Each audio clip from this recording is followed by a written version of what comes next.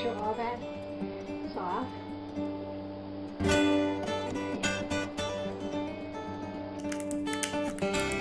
You'll get a feel for it if you break one.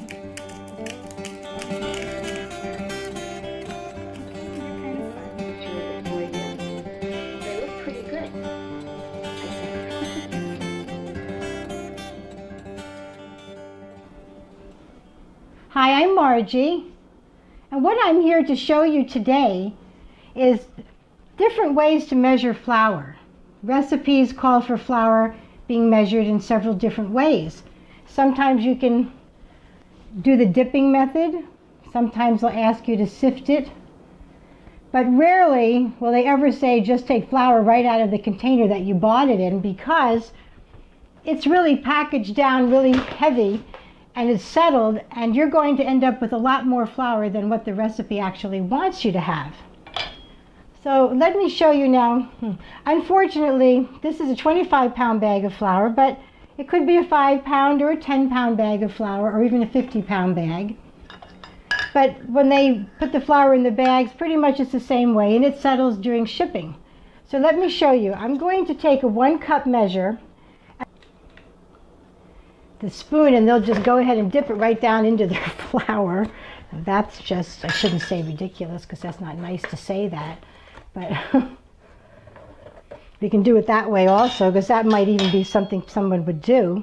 So what I'm going to do now is go ahead and sift it.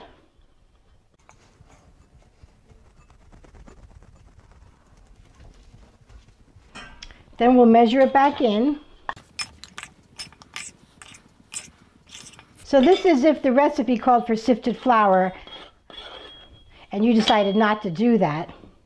Okay, you would end up with a lot of flour left over, to show you how important it really is to sift it. So we got quite a bit of extra flour if you were going to really just level it off. It really is a whole cup, a quarter cup extra. If you just dip this 1-cup measure into your flour paper bag, you're going to end up with a quarter cup more flour. The other thing I would like to show you is if you take your spoon down into your bag and you fluff it up. So you can leave it in your bag if you want. You can fluff it up, put some air into it. This is called the dipping method. They really want you to get some air in there always, okay? So I'm going to take my spoon, now take the aerated flour and gently put it into my 1-cup measure.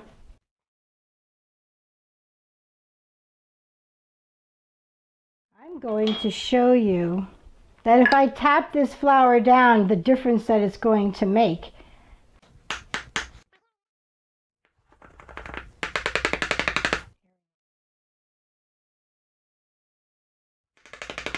I'm packing it down as if it was in shipping. See the difference? Putting some air into it. So this is really how you should, when you measure flour, you always want to put air into it. Otherwise you're going to end up with a lot more flour. I don't know how much more flour that is.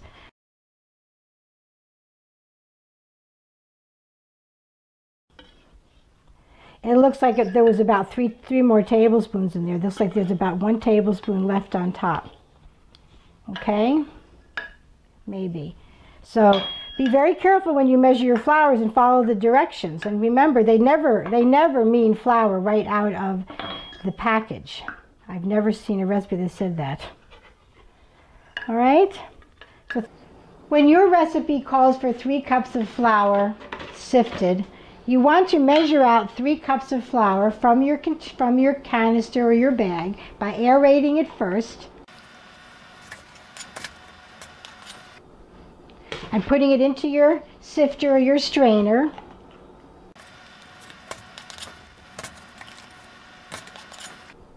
Then you're going to strain it, and this is what they mean by 3 cups of flour sifted. You want to measure it first and then sift it.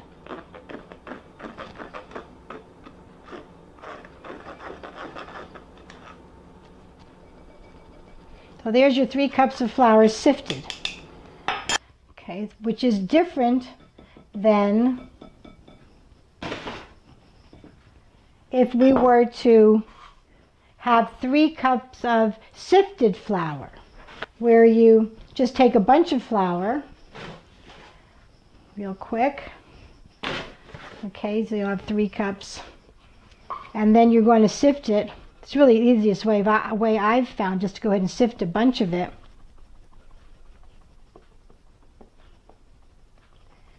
And then measure from that your 3 cups very gently.